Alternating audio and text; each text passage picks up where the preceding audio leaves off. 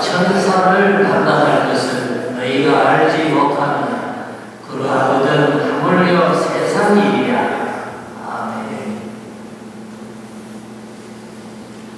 참 불행스럽게도 제가 미국에 있을 때는 우리 한교회 안에서 성도들이 세상 법정에 소송을 하는 일이 있었습니다.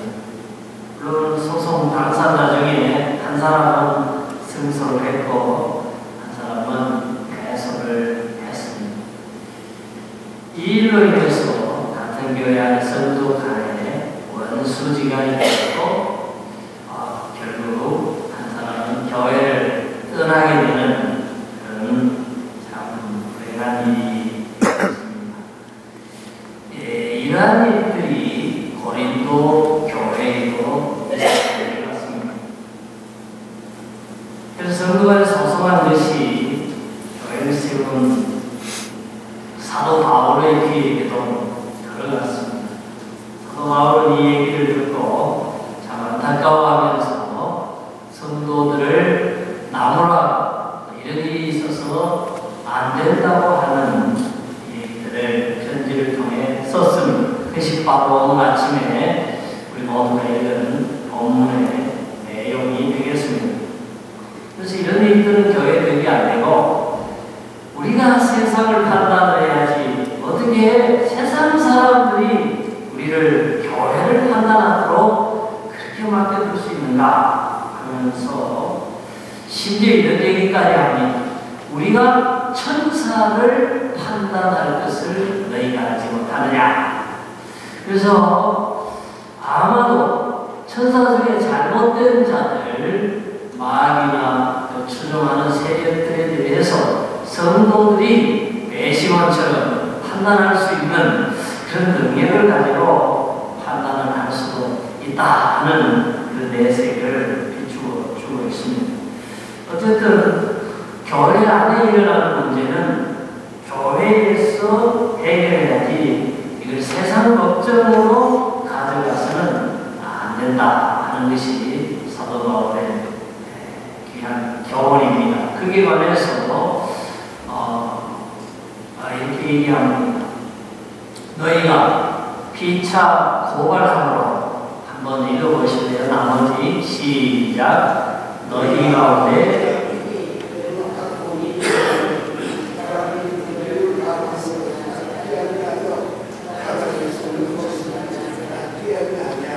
네.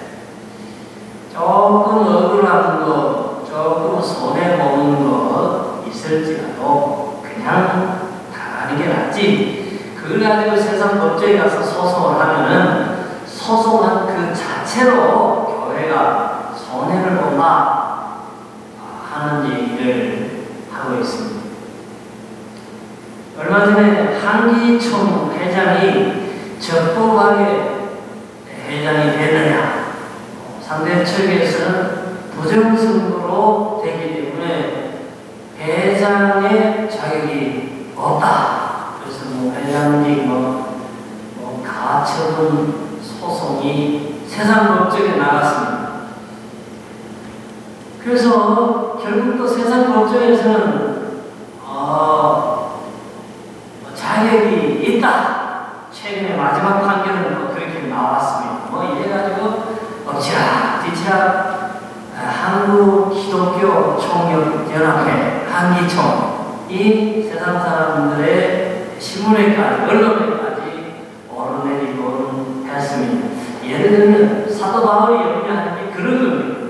교회의 목사, 장로, 교회의 중직자들이 교회 안에서 교회 직분 문제를 해결 못해가지고 세상 법정에 끌고 나가서 재판을 하는데 세상 사람들이 알고 목사가 그러냐, 장로가 그러냐, 교회가 그러냐, 교회가 이 문제를 해결하지 못하냐 이런 얘기들을 듣게 되니까 이 자체가 교회의 손해로 주님께 정말 욕을 돌리는 이러한 일이 된다 하는 우려가 한국 교회에 지금 쏟아지고 있는 것입니다. 얼마 전에는 세상 법정에서 교회 문제로 이제 재판이 열렸습니다. 근데 판사는 안 믿는 사람,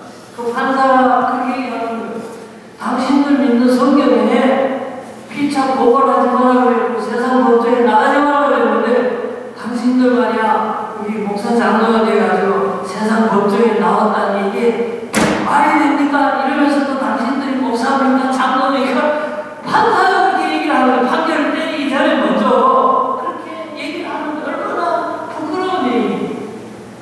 그래서 칼빈은 잔 칼빈은 이 문제를 다뤄요. 그러면 성도가 진짜 억울한 일이 있다 이거예요. 그러면 교회는 공권력을 가지고 있지 않는데 그럼 그 억울한 일을 무조건 당하는 게 그럼 성경의 뜻인가? 칼빈은 그렇게 주석을 했습니다. 지금 바울이 얘기하는 건 교회 안에 성도와 성도 간에 일어나는 얘기들에 대해서 하는 얘기다. 그래서 믿는 사람하고 안 믿는 사람이 붙었을 경우에는 얘기가 다르다. 이거는 정말로 믿는 사람이 부당하게 안 믿는 사람으로부터 심각한 손해를 당했다면 세상 법정에 호소할 수 있다. 지금 이 문제는 성도끼리 교회 안에서의 얘기이기 때문에 우선 그거는 좀 성격이 다르다 하는 것입니다. 그러면 다시 우리가 물을 수 있어요. 만약에 교회 안에 성도만의 일인데 그런 문제가 생기면 어떡하냐? 그럼 무조건 참고 무조건 뭐 덮는 게 그게 능사냐? 그건 아니라고 봐요. 그래서 우리 장로교회 안에는 이러한 문제를 해결하기 위해서 세 가지 법정을 얘기를 해두었습니다. 첫째, 제일 먼저 교회 안에서 소송 문제나 시비 문제가 발생하면 열리는 법정은 당회입니다. 1차 1심입니다. 그 다음에 누가 당회 결정에 불복을 합니다. 자기는 순종하지 못합니다. 그러면 노회에 항소를 하게 됩니다.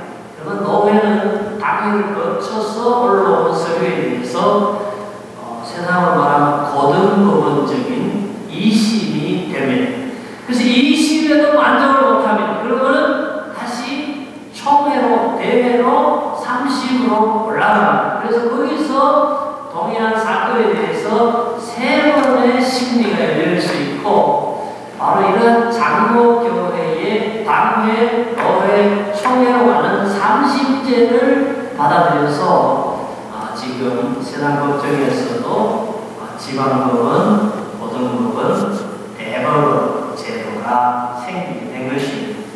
다행히 우리 교회는 지난 12년 동안에 소송 문제가 있어서 당회가 열린 적도 없고 거기에 불복해서 노회에 간 건도 한 건도 없습니다. 없는 게 제일 능사입니다.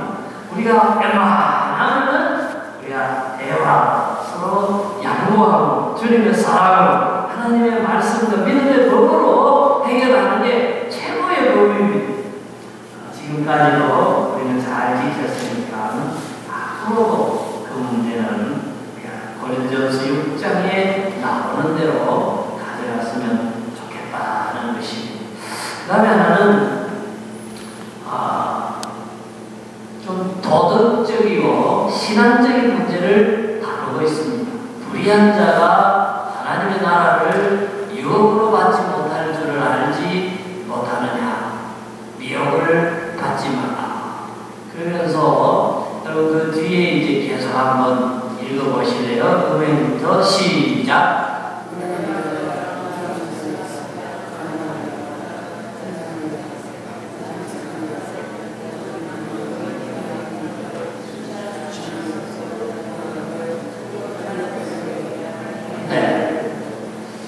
우선 제가 파란색으로 색깔을 먹인 게 있습니다.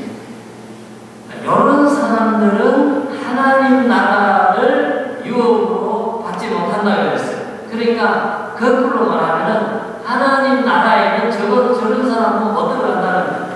그 하나님 나라가 어떤 나라냐? 우리가 이제 하나님 백성이 죄사함을 얻고 하나님 나라에서 영원히 살게 되는데 우리가 사는 나라가 어떤 나라냐? 은행이 없습니다.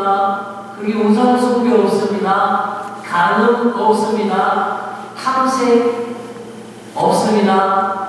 남색 동성연애 없습니다. 도전이나 탐욕 없습니다. 술 취하는 것 없습니다. 모욕하는 것 없습니다. 속여 빼앗는 것 없습니다.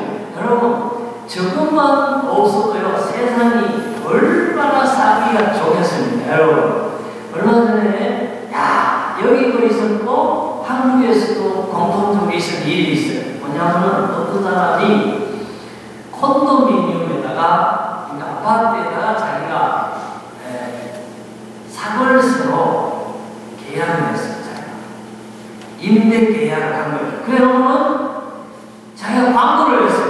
자기가 집 주인인 것처럼 이 집을 임대합니다 하고 자기가 광고를 했어요. 그래가지고 요즘은 인터넷에 올리면 사람들이 많이 오잖아요.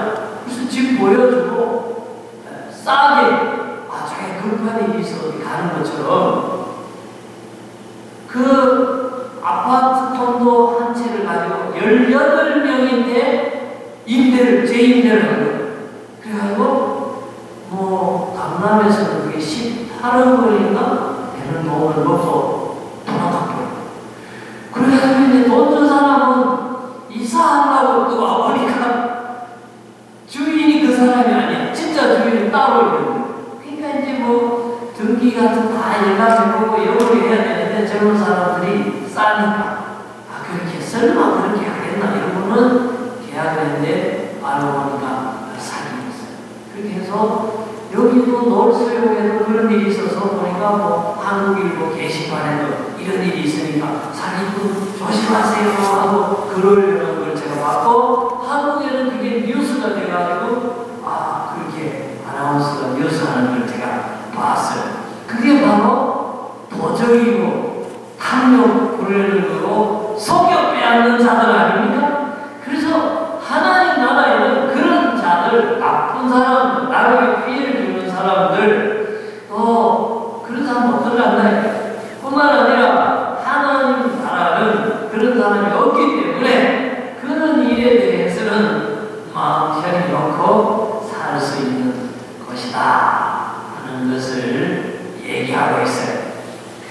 그래서 우리가 맨 밑에 너희 중에 이와 같은 자들이 있더니 전에 고린도 교인들 중에 은혜하고 우상숭배하고 거짓말하고 남의 물건을 이렇게 속여서 취하는 자들이 있었던 것 같아요. 그러나 이제는 예수를 믿고 예수의 이름으로 성령 안에서 깨끗하게 씻어지고 거룩해지고 의롭다 하심을 받았다 그랬어요. 받았으니까 다시는 그런 죄악 가운데 빠져서는 안 된다 하면서 아주 유명한 성령의 전 얘기를 하고 있습니다. 너희 몸은 너희가 하나님께로부터 받은 바 너희 가운데 계신 성령의 전인 줄을 알지 못하느냐. 한번 읽어보세요. 시작. 너희는